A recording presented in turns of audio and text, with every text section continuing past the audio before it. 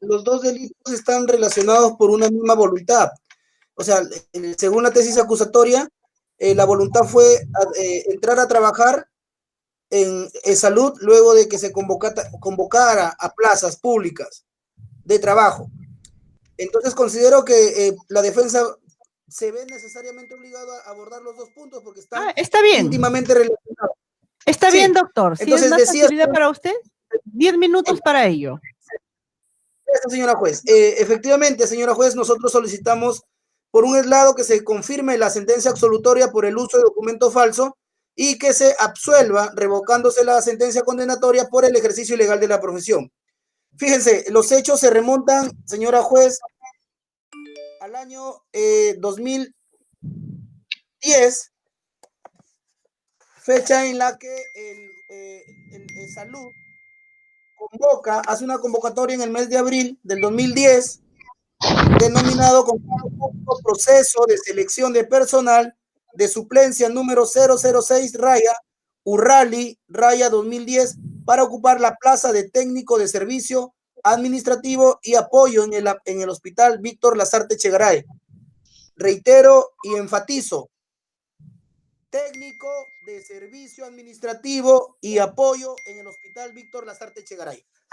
Entonces, esta convocatoria es el punto de partida, señora magistrada, para comprender que en este caso, mi patrocinada no usó ningún documento falso y tampoco conoció que para el ejercicio de sus labores se necesitaba contar con el título profesional de técnico en administración.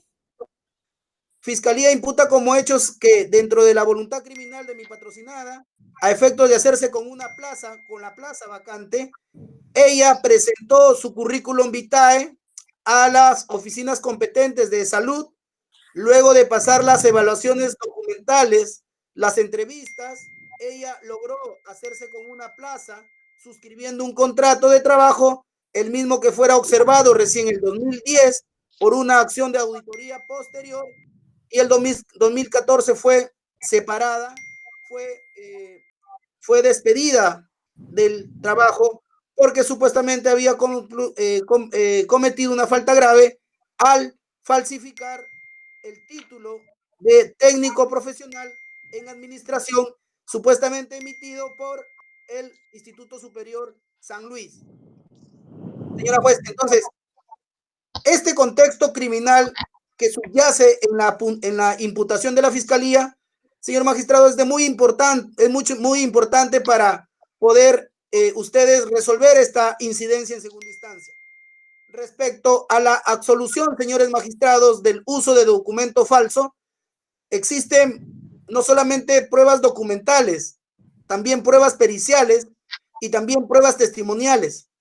Básicamente, la declaración de mi patrocinada, que en todo momento ha explicado y ha indicado que al no contar con las bases del concurso, ella se aproximó a las instalaciones de salud para poder conocer y detallar cuáles eran los requisitos para hacer su postulación, toda vez que sus amistades sabían que necesitaba trabajo y le informaron que había una convocatoria.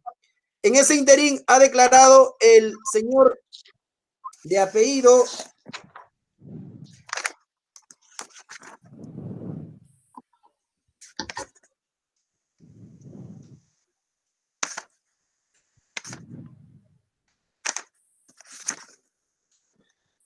el señor Jimmy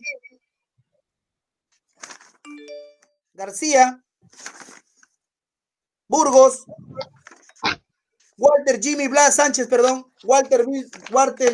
Sánchez, y este personaje es una de las personas que pululan y que se conoce, fungen de tramitadores, y es esta persona quien junto al señor Quique Bobadilla prepararon toda la documentación y ellos fueron los que incluyeron documentos falsos en la documentación original que tenía mi patrocinada. Este personaje, Walter Jimmy Blas Sánchez, declaró en juicio y explicó que mi patrocinada le entregó un legajo de documentos dentro de los cuales se encuentran y fueron reconocidos como originales, y luego ya cuando se hace la auditoría del año 2010, aparece en su legajo un documento denominado título de profesional de administración, de técnico de administración, en la que reconoce este señor Jimmy que él lo había colocado junto con el señor Quique en su calidad de tramitadores. Estas afirmaciones, señores magistrados, están corroboradas por la declaración del doctor Robinson Gustavo Vicuña González, especialista en materia laboral, quien en el año 2014, 2014, contestó la carta de preaviso y señaló que, si bien es cierto, Salud identificó en su trabajo de auditoría un informe de la Gerencia Regional de Educación que el título, cuyo número aparecía consignado en la currículum vitae presentado por este tramitador Walter Jimmy Blas Sánchez, y el magistrado pertenecía a otra persona y por lo tanto se presumía falso. También es cierto que existe otro oficio que el Gobierno Regional de Educación remite, en la que indica que la numeración que aparece identificando este título profesional técnico es verdadero. Entonces, frente a esta duplicidad de información, el doctor Robinson Gustavo Vicuña González pide a Salud que se le haga una aclaración. ¿Por qué es importante, señora, esto? Porque hasta la fecha del día de hoy, la imputación de la Fiscalía ha continuado, ha seguido y ha servido para condenar por ejercicio ilegal de la profesión sobre la base de esta contradicción, de esta aparente afirmación distinta sobre un mismo hecho, dos afirmaciones. Uno dicen que es verdadero, otro dice que es falso. También vino a declarar, señores magistrados, el perito Fiestas Albújar, ya que Fiscalía, pese al pedido de la defensa de hacer una pericia grafotécnica, tanto en la foto como en la firma de la presentación de la documentación a la mesa de parte de Salud, adjuntando el currículum vitae, se demostró que la firma y la foto de mi patrocinada eran falsos, no prevenían de su puño y letra, y que además la foto era escaneada.